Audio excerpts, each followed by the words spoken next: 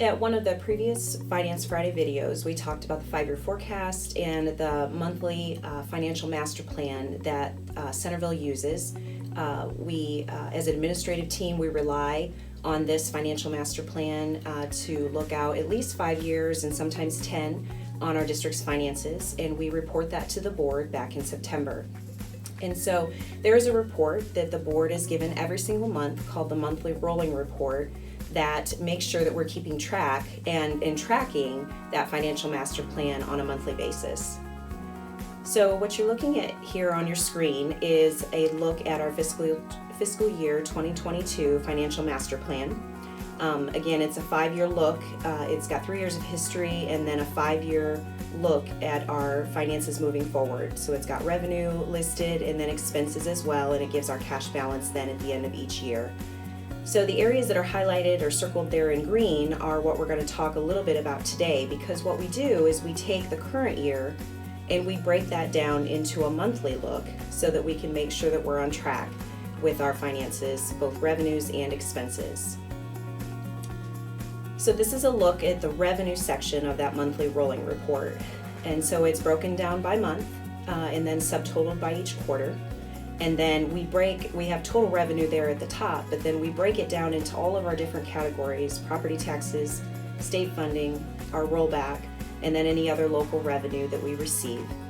And we, like I said, estimate that based on a monthly look, and then we report to the board each month what our actual revenue was to make sure that we're on track with everything. So zooming in just a little bit on a section of this report, you can see at the top we have July, August, and September, the first quarter of the fiscal year, and what our total revenue is. But I highlighted here the property tax section just to give you a little bit of a look at what we talk about at our board meetings. So for the month of July, we estimated that we would receive $20 million. Month of August, $10 million, and then the month of September, another $10 million, for a total of $40 million in our first collection for the fiscal year. And sometimes we're right on target and sometimes we're not. This particular year, we received more advances in July, and we received over $33 million in July. And then we received our final collection in September of $7.2 million. So we weren't exact throughout the course of each month, but you can see for the quarter, we had estimated that we would receive $40 million, and we received $40.2 million. So just over what our estimates were.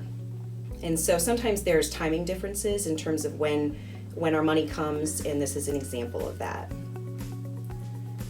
So then this section of the report is on our expenses. And so you have total expenses across the top. Again, it's estimated what we're going to spend for each month of the year and then totaled by quarter. We break out wages, our benefits, and then all other categories from our general fund expenses. And so again, just zooming in a little bit so that you can take a look at wages for the quarter. We're about $35,000 under what our estimate is. And so we look at this administratively. We look at this report administratively on a monthly basis, and I make sure that all the administrators and all of the board members know if we're either on target or not on target, and why we're not on target with any differences. And you can find this report on our treasurer's page online.